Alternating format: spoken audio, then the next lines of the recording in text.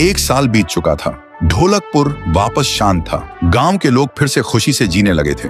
हर पूर्णिमा को लोग एक दिया जलाकर ठुन ठुन ठुन साहुर को याद करते थे। पर एक रात कुछ ऐसा हुआ जो फिर से सब कुछ बदल के रख दिया। लाशें फिर से मिलने लगी। हर 2 दिन बाद किसी न किसी के घर के सामने एक कटी हुई लाश पड़ी होती। गांव फिर से कांप उठा। एक दिन सब लोग महाराज के पास पहुंचते हैं और रो रो कर गांव की घटनाओं के बारे में बताते हैं। रात को महाराज 2 सेनापतियों से कहते हैं, जाओ और खोजो इस कांड के पीछे कौन है। लेकिन सुबह सिर्फ उनकी लाशें लौट कर आईं। एक का सिर था ही नहीं, दूसरे के पैर कट चुके थे।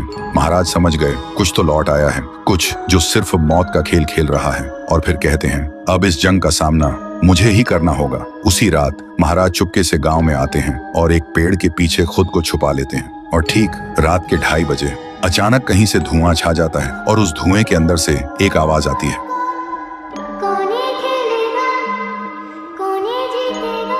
और फिर धुएं के बीच से निकलती है एक गुड़िया, गोल आंखें, एक बेजान सी मुस्कान, लेकिन चेहरा मौत का पैगाम।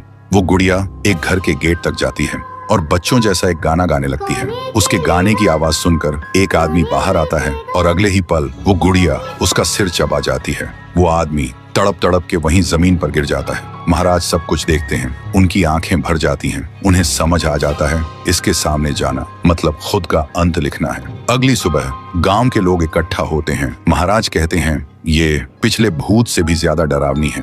इसे सिर्फ वही हरा सकता है जो मौत को पहले ही हरा चुका है। और फिर एक पूर्णिमा की रात सब लोग दिया जलाकर पुकारते हैं, आप वापस आइए, आपके बिना ये गांव जिंदा तो है पर जीने जैसा नहीं। तभी एक आवाज गूंजती है, ठुंग ठुंग ठुंग ठुंग ठुंग ठुंग ठुंग ठुंग ठुंग साहुर। और उसी देह की आग से एक जलता हुआ पेड़ बनने लगता है और उसी पेड़ में से ठुन ठुन ठुन साहुर निकलता है। तभी फिर से वही धुआं छा जाता है और उसके साथ ही एक आवाज।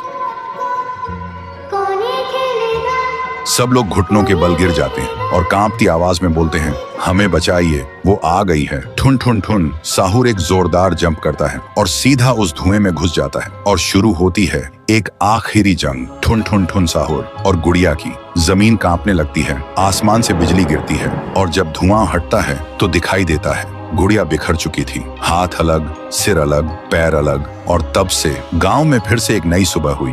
महाराज मुस्कुराए, गांव वाले जीने लगे और उस दिन के बाद ठुन ठुन ठुन साहुर सिर्फ एक भूत नहीं रहा, गांव का रक्षक बन गया। लेकिन उसी रात कुछ ऐसा हुआ जो किसी को भी पता नहीं चला। गुड़िया का सिर, हाथ, पैर अपने आप जुड़ने लगे थे और फिर वो वहां से चली गई। तो दोस्तों, अगर आप देखना चाहते हैं पीहू वर्सेस गुड़िया तो इस वीडियो को 1 लाख लाइक्स तक पहुंचा दो।